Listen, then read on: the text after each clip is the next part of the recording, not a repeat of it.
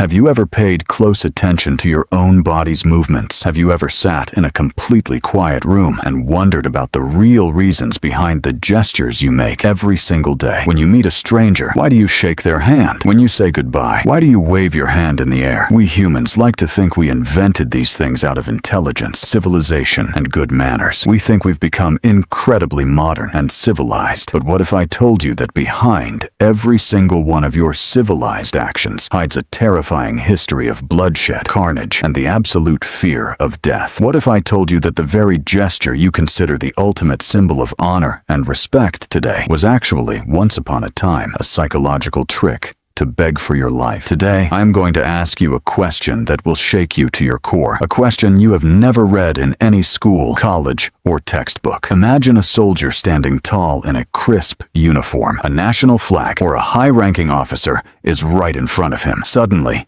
he raises his right hand, keeps his fingers absolutely straight and stiff, and snaps it up to his forehead or eyebrow. When you see this single gesture, what instantly comes to your mind? You'd say patriotism, bravery, discipline, honor, respect. In every military, police force, and paramilitary around the globe, this is the most fundamental and sacred rule. But for 1 minute, just 1 minute, take off those glasses of patriotism, uniforms, and regulations. Forget that he is a soldier. Just look at him as a human being bringing his own hand up to his own forehead. Now think about it with a completely cold, rational mind. What does this movement actually mean? Why the forehead? Is touching your forehead necessary to show respect? Why not place the hand on the chest? Why not fold both hands? Or why not touch the ground? Who was the first person to lift their right hand to their forehead and declare, from today onwards, this means respect? The truth is, no one ever said that. The truth is so horrifying and unsettling that if a modern soldier knew what he was actually doing when he saluted, he might never look at that gesture the same way again. Because the salute was not born to show respect. It was born out of pure terror. It was born out of a deep, dark suspicion of one another. In a time when one human saw another human purely as a potential murderer, what we proudly call a salute today was once a desperate, final attempt to prove, I am not a threat to you. Please do not kill me. To understand this, we have to travel back to a world entirely different from ours. Let's go hundreds of years back in time, to medieval Europe. This wasn't an era of police departments or courts handing down verdicts. This was a time when justice was delivered solely by the edge of a sword. Imagine that you are a knight in that era. You are wearing an incredibly heavy, suffocating, and solid suit of iron armor from head to toe. You have iron gauntlets on your hands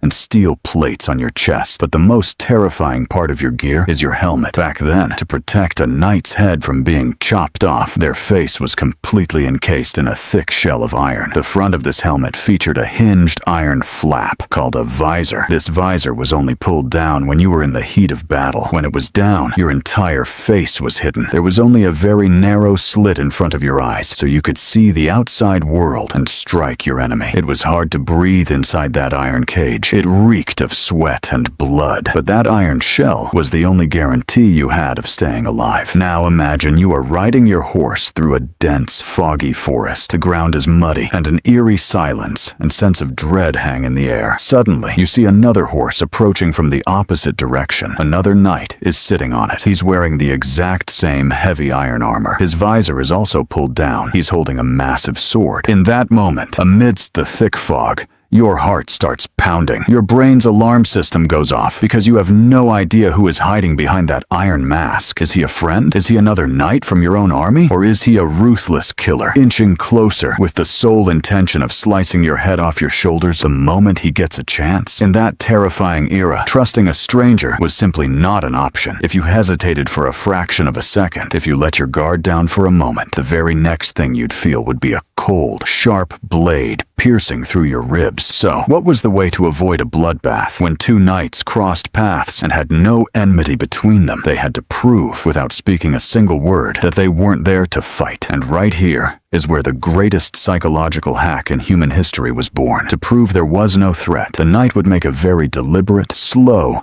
and clear movement. He would raise his right hand in the air. This was no random choice. 90% of the human population is right-handed. The right hand is the hand that picks up the rock, throws the spear, and draws the sword. It is humanity's most dangerous, most lethal appendage. When that knight raised his right hand in the air, he was essentially declaring without words, "Look closely. My killer hand is empty. It holds no sword, no dagger. It is far away from my scabbard." But that alone wasn't enough. Showing an empty weapon hand was step one. But to truly win trust, the primal human brain demands something else, a face. From an evolutionary standpoint, until we see someone's face, their eyes, the tension in their lips, our brain simply cannot trust them. We are biologically hardwired to fear masked people. Therefore, the knight would slowly bring that same empty right hand up to his iron helmet. He would grab that heavy iron visor with his fingers and shove it upwards in one swift motion. Clang. The sound of sliding iron would echo in that terrifying silence. The visor went up, and the knight's face was brought into the light. The two warriors would look directly into each other's eyes. This wasn't just a way to identify themselves. This was a symbol of leaving the most vulnerable, fragile part of the human body. The face completely exposed to a potential enemy. It was a silent treaty, a screaming silence that said, "Look, I have exposed my face. My hands are empty. I could have attacked you.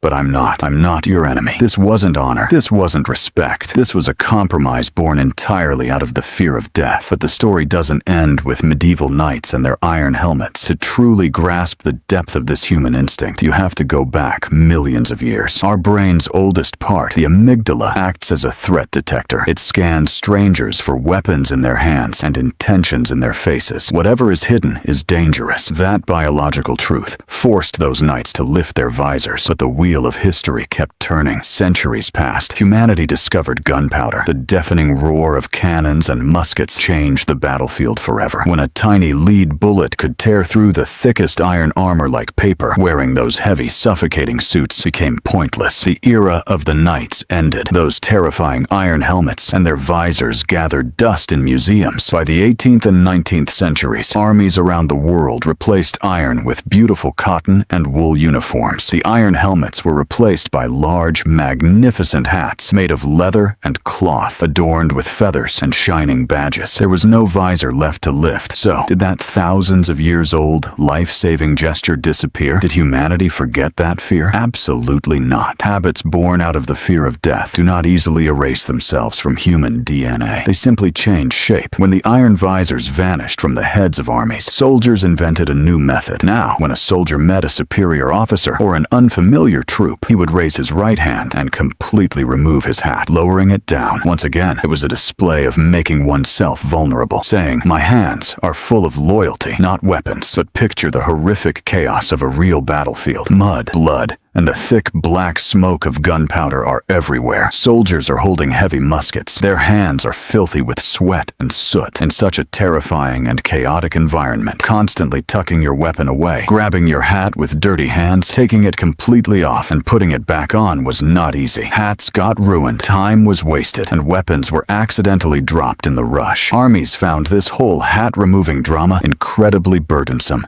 and impractical. And that is exactly where this gesture took its most modern and clever form. In the late 18th and early 19th centuries, British and US armies adopted an unofficial shortcut. Soldiers completely eliminated the hassle of removing the hat. Instead, they would simply raise their right hand, touch the brim or peak of their cover with their fingers, as if they were about to take it off, and then snap their hand back down. This became a symbolic gesture. It was a phantom gesture saying, "Sir, I want to take off my hat, but my hands are busy, so please accept this motion instead." Before long, this shortcut became the strictest regulation for militaries worldwide. Today, when a soldier salutes, he is essentially mimicking his ancient, iron-helmeted ancestor. Lifting a visor, his stiff fingers are still trying to push up an invisible piece of armor. It is a phantom gesture whose original purpose died centuries ago. Yet its shadow still rules our modern armed forces. But do you think the story ends here? If you think humanity just shortened an old habit for convenience, prepare yourself, because here the truth takes a dark and unsettling turn. Did you ever notice the status of the two knights who first lifted their visors? They were equals. Both had weapons. Both had the power to take the other's life. That gesture was not about power or servitude. It was a pure, biological, mutual agreement to spare each other's lives. But look at the world today. Look at our armies and police stations. Does a salute happen between equals today? Absolutely not. How did a rule designed to save two killers from each other become a tool for an officer's power and dominance? Today, a salute is no longer a symbol of equality. Today, only the subordinate salutes the superior. A private salutes a sergeant salutes a captain, and a captain salutes a colonel. Something that was once a sign of pure trust between two equals has been twisted by our modern civilization into a tool of power, hierarchy, and a form of psychological submission. When we say humanity has become highly civilized, what are we actually doing? We are wrapping our most primal, savage behaviors in beautiful names and shiny uniforms. Today, a salute no longer means, I am not your enemy. Today, when a junior rigidly salutes a senior, he is unknowingly declaring, I am subordinate to you. I am beneath you. My power, this right hand of mine, is now a slave to your commands. We took a survival instinct, a life-saving maneuver, and chained it so tightly to systemic ego and strict discipline that we can no longer see its true face. Imagine a blistering hot military training camp. A young, sweaty recruit is getting screamed at by his drill instructor. He is practicing his salute hundreds of times, slamming his hand to his forehead. He is taught that if he makes a millimeter of a mistake, he will face severe punishment. That poor kid thinks he is learning his nation's greatest tradition. But deep down, what is he actually doing? He is mimicking a medieval ancestor who was begging for his life on a blood-soaked battlefield. What a cruel joke of human nature. The very gesture born from humanity's greatest vulnerability and fear of death is now flaunted as the ultimate badge of strength and bravery. And if you think every salute is the same, look closer. Notice the difference between the U.S. Army and the Navy. When an Army soldier salutes, the palm is often facing outward or flat, clearly visible from an evolutionary standpoint. Showing an open palm is the ultimate surrender, proving absolutely nothing is hidden. But look at a Navy sailor. A Navy salute hides the palm, facing it downwards, so only the back of the hand is seen. Why? Does the Navy not want to show trust? This is where modern civilization and classism step in. Centuries ago, sailors working on massive wooden ships had grueling lives. They worked with ropes, masts, and engines, surrounded by tar, coal, and grease. Because of this back-breaking labor, a sailor's palms were perpetually black, ugly, and stained. The ship's captain, however, was a wealthy, aristocratic officer who wore spotless clothes and viewed himself as a king. When a common sailor raised his hand to salute, his filthy,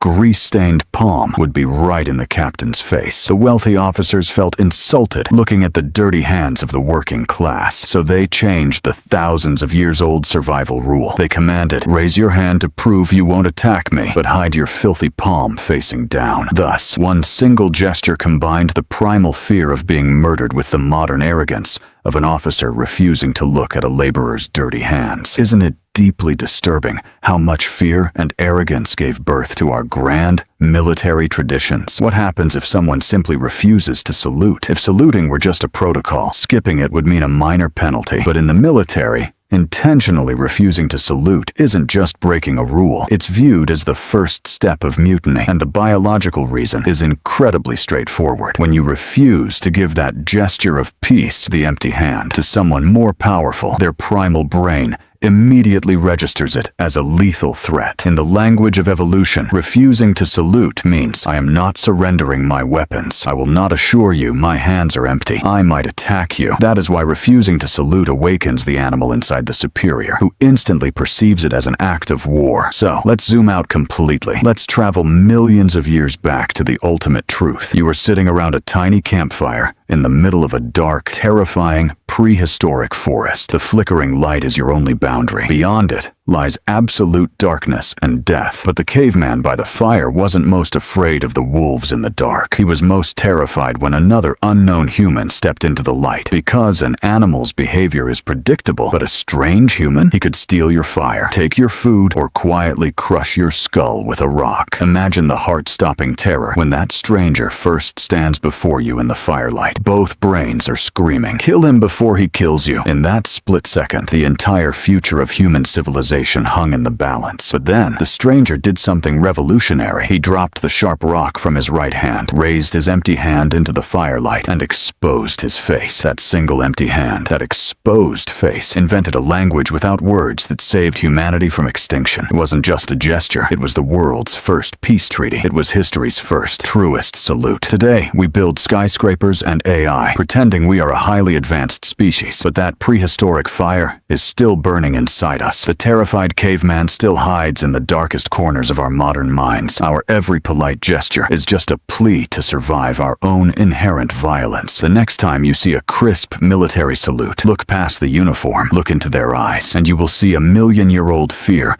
holding that hand in the air, silently begging the world to let them live for one more day.